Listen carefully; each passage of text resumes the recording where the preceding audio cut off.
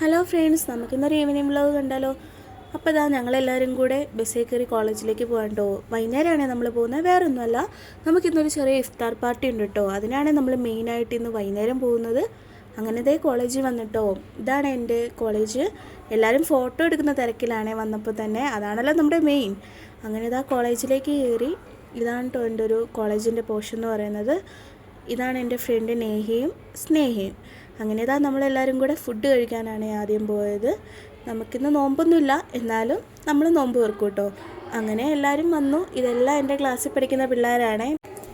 ഇവരെല്ലാവരും വന്നിട്ട് ബംഗാളിൽ നിന്ന് വന്നവരാണ് കേട്ടോ. അപ്പോൾ അതാ നേഹ ഇരിപ്പുണ്ട്. അതാണ് കേട്ടോ എൻ്റെ ബെസ്റ്റ് ഫ്രണ്ട്, ഈ ബ്ലാക്ക് ഡ്രസ്സ് ഇട്ടിരിക്കുന്നത്. ഞങ്ങൾ ചൈൽഡ്ഹുഡ് ഫ്രണ്ട്സാണ് കേട്ടോ. അങ്ങനെ ഫ്രണ്ട്സ് എല്ലാവരും കൂടി ഇരുന്ന് നോമ്പ് കുറിക്കാനായിട്ട് ഇരിക്കുവാണ്. നമുക്ക് ഒരുപാട് സ്നാക്സ് ഉണ്ടായിരുന്നു. മുഹബത്ത് കാ സർബത്തും സമൂസയും ഒരുപാട് ഫ്രൂട്ട്സും അങ്ങനെ എല്ലാമായിട്ട് ഫ്രണ്ട്സായിട്ടൊക്കെ ഇരുന്ന് ഇങ്ങനെ നോമ്പ് കുറിക്കുന്നതൊക്കെ നല്ല രസമല്ലേ ഗൈസ്. അങ്ങനെ ഇതാണ് കേട്ടോ എൻ്റെ ഗ്യാങ് എന്ന് പറയുന്നത്. ഞങ്ങൾ നഴ്സിംഗ് സ്റ്റുഡൻസ് ആണ് കേട്ടോ. ബാംഗ്ലൂരാണ് ഞങ്ങൾ പഠിക്കുന്നത്. അപ്പം ഇവരെല്ലാവരും ഉള്ളതുകൊണ്ടാണ് കേട്ടോ നമ്മൾ ഈ ബാംഗ്ലൂരിൽ വീട് മിസ് ചെയ്യാതെ ഇങ്ങനെ പിടിച്ചു നിൽക്കാനൊക്കെ നമുക്ക് പറ്റുന്നത്.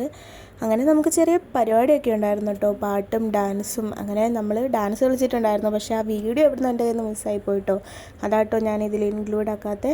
അങ്ങനെ നമ്മൾ നേരെ പോയത് ഫുഡ് കഴിക്കാനായിട്ടാണ്. ഫുഡാണല്ലോ നമ്മുടെ മെയിൻ എന്ന് പറയുന്നത്.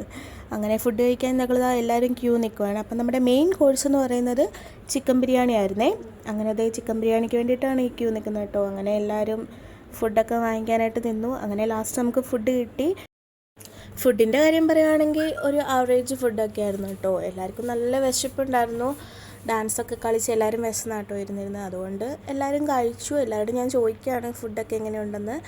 അങ്ങനെ അറ്റ് ലാസ്റ്റ് നമ്മൾ എല്ലാവരും ഗ്രൂപ്പായിട്ടും സിംഗിളായിട്ടൊക്കെ ഫോട്ടോ എടുത്ത് നമ്മൾ നേരെ ഹോസ്റ്റലിലേക്ക് പോയിട്ടോ.